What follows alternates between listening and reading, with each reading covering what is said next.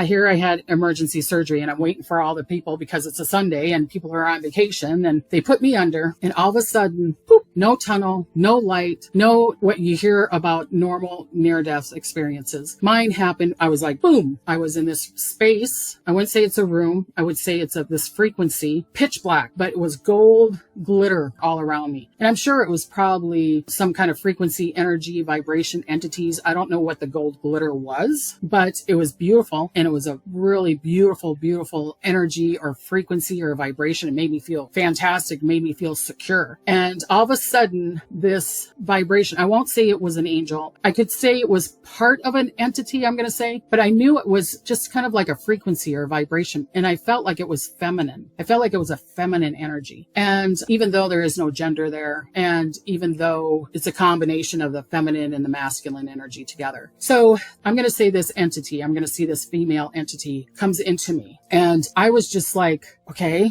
beautiful, bring it in. And it was like, she was telepathically telling me, I'm going to give you information. And I'm like, okay. We weren't talking with our mouths. We were talking through our minds, through our third eye, or the way you want to describe it. So all of a sudden, she puts me into this garden. And I don't know if I want to say it's a garden. I feel like it's a field, like a really beautiful field with wildflowers that were just beautiful, beautiful, beautiful field. And it was blue. And I think after the field was the ocean, because they knew I love the ocean. But I wasn't in the ocean, but I was in this field. And then there was a bunch of trees here, and her and me were like in this space. And so she was showing me, she said that everything is connected. And I'm like, okay. She goes, everything is connected. Everything is in the is. And I'm like, I have no idea what you're talking about. So then she said, well, every word, every feeling, every thought is connected. So she was telling me that. And I'm like, okay, every thought, every feeling, every word is connected. So then she pops me into another space or energy, and she's showing me talking to my mom. Well, my family is from Holland. So she showed me talking to my mom, and my mom talking to my grandmother. And she said, see, you said something to your mom's saying something to your grandmother's going to say something to somebody else, even though it's on the other side of the world. And I was like, oh, okay. And then she did it again, because I have an aunt that lives in New Zealand, and she showed me the same thing. She goes, it doesn't matter what direction it goes. It doesn't matter if it's up, down, all around. Every thought, feeling, or emotion is connected. Okay. So she said,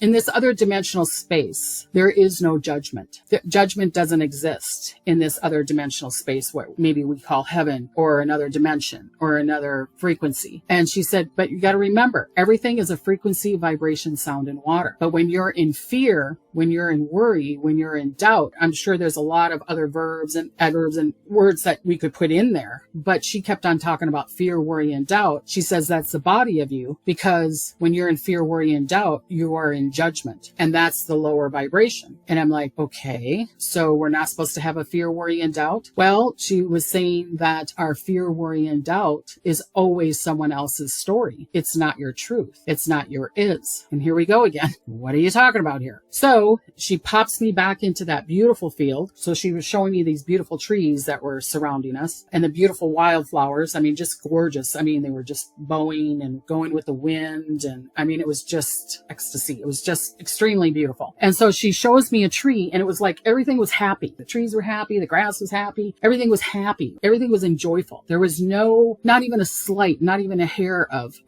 this is so sad. This is trying to figure anything out. It was just like everybody was flowing into what they needed to be. So she shows me the tree, and she says, you know why the tree's in the is? Because it doesn't go to the sun and say, give me so much sun. It doesn't go to the dirt and say, give me so much dirt. It doesn't go to the water, feed me so much water. I demand it. I command it. She said, no, it just takes what it needs. It's in the is. It takes the sun at is. It takes the water at is. It takes the wind at is. And even if it was dying, even if it wasn't getting any water, it's not in judgment. It'll go, okay, I'm supposed to pass now, because it's connected to its truth. It's connected to the truth. So with you being in your is would be in the space of not having any fear, worry, or doubt, and not being in judgment. And I'm like, okay, why do we need to be in the is? I said. And she said, well, that's your purpose. And I'm like, okay, is that everyone's purpose? And she said, yes, that's everyone's purpose, especially in this 3D dimensional space, because you're going to know your purpose. You're going to know your is when you're in these other dimensions, because there is no fear, worry, or doubt, and there's no judgment. So she was showing me, that's why we come back